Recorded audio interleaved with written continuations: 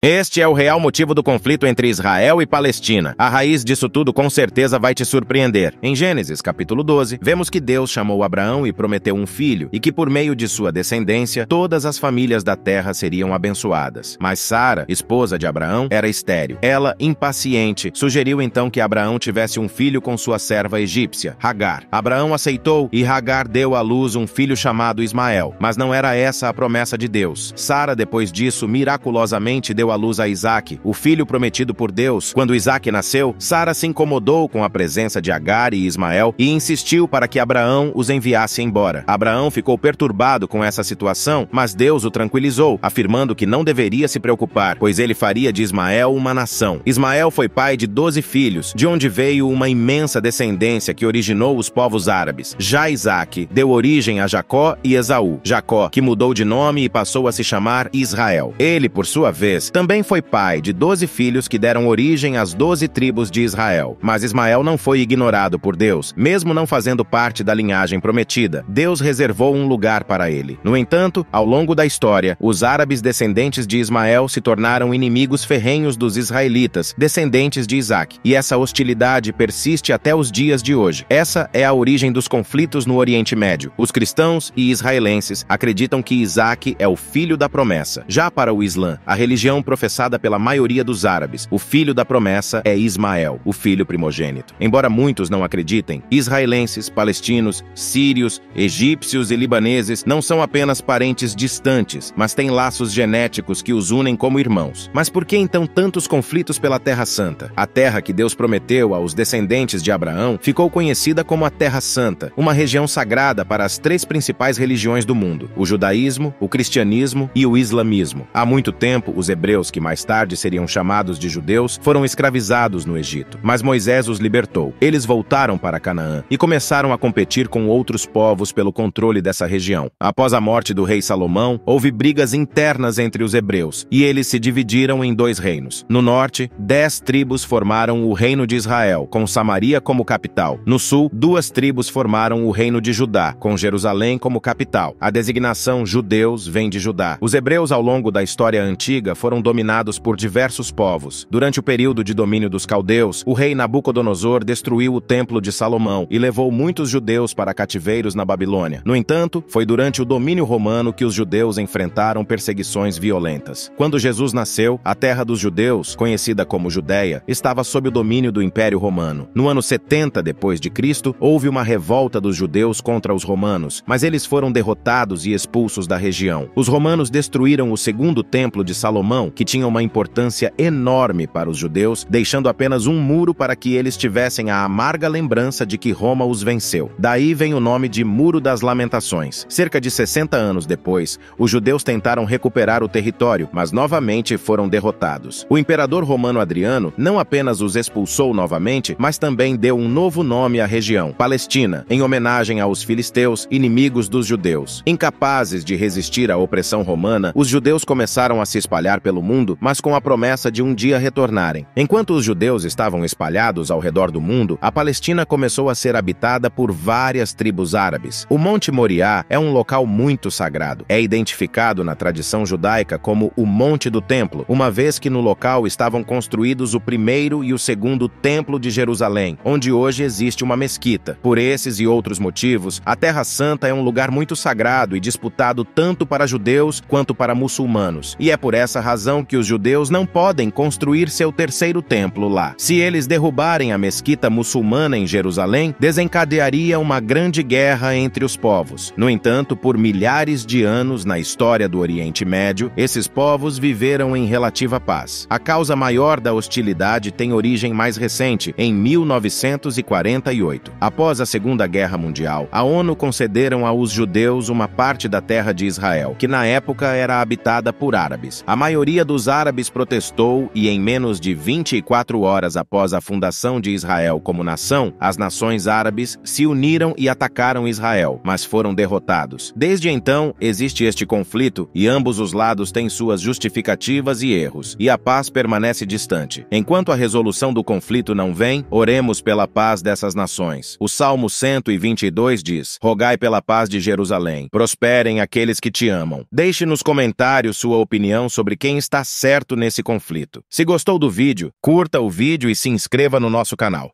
E até o próximo vídeo. Deus te abençoe.